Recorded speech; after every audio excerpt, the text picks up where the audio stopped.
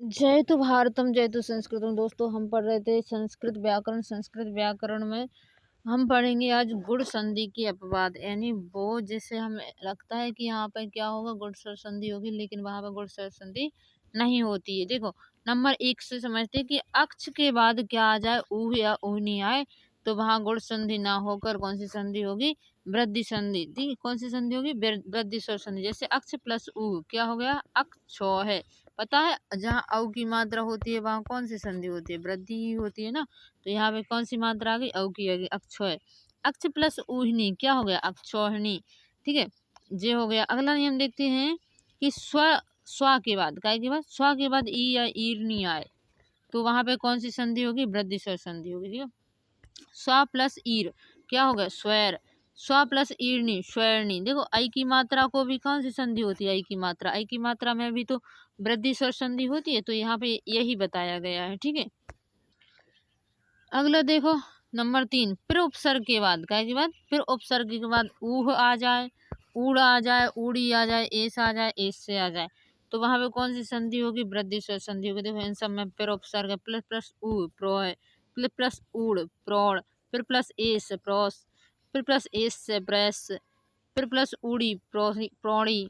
ठीक है, तो ये हो गया। ठीक है, इसके बाद आगे बढ़ते हैं हम रूल नंबर 4 पर। ठीक है, तो रूल नंबर 4 में देखते हैं कि अवर्णात, क्या, अवर्णात यानी उपसर्ग कैसा होना चाहिए, आवर्ण वाला। ठीक है, ऐसा उपसर्ग हो तो उसके बाद अगर ईड़ एद धातु आए, कौन कौन से, एड़ या ईद धातु शब्द आए तो वहां पे कौन सी संधि होगी, वृद्धि स्वर संधि। देखो इसमें देखो उप, उप में कौन सा आवरणार्थ है, आ छुटा की आवाज आ रही, उप एति उपेति, उप एदते उपेदते, अप एदते अपेदते, अव एति अवेति।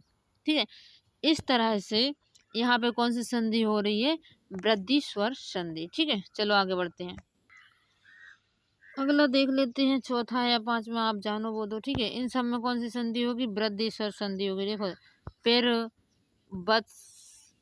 बत्सर कंबल बसन दसन के बाद अगर कौन सा शब्द आ जाए, ऋण आ जाए तो वहां कौन सी आर वृद्धि होगी, क्या होगी, आर शब्द आएगा तो वहां पे वृद्धि स्वर से। अर नहीं, देखो अर की बात होती है तब कहाँ क्या आता है, गुण स्वर संधि, लेकिन ये अर नहीं, यहाँ पे क्या आएगा, आर आएगा, इसलिए यहाँ पे कौन सी संधि होगी, वृद्धि स्वर संधि। जैसे देखो फिर प्लस ऋणम तो क्या क्या हो गया, प्रणानम। बत्सर प्लस ऋणम, एक सेकेंड ना, ये देखो बत्सर प्लस ऋणम तो क्या हो गया, बत्सारणम, क्या हो गया, बत्सारणम। कंबल प्लस ऋणम क्या हो गया, कंबलारणम, क्या हो गया, कंबलारणम। ठीक है, ज्यादा अंधेरा हो गया क्या। जैसे दसन प्लस ऋणम तो क्या होगा, दसारणम, क्या हो गया, दसारणम। तो यहाँ पे कौन सी संधि थी, वृद्धि स्वर संधि। अब आ जाते हैं हम अयाधि स्वर संधि पे। कौन सी संधि पर, अयाधि।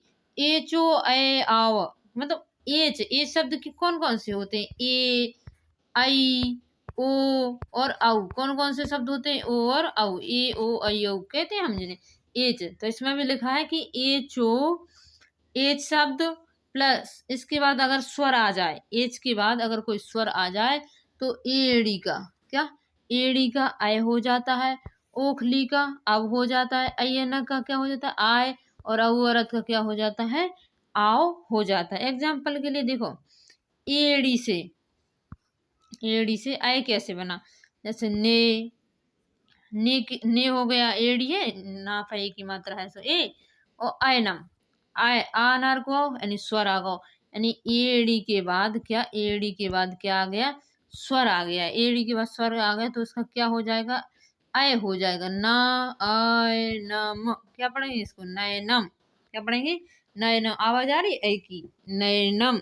इसी तरह देखो बिले, बिले प्लस आ तो क्या होगा, बिले, हरे प्लस ए हरे, चे प्लस आयनम चेनम। ठीक है, से प्लस आयनम सैनम। इसी तरह से आगे हम कल कंटिन्यू रखेंगे इसको। आज इस वीडियो को यहीं पर एंड करते हैं, मिलेंगे अगली वीडियो में। जब तक के लिए अपना ध्यान रखिए, अपने दोस्तों का ध्यान रखिए। जय श्री राम, जय महाकाल, वंदे मातरम, भारत माता की जय।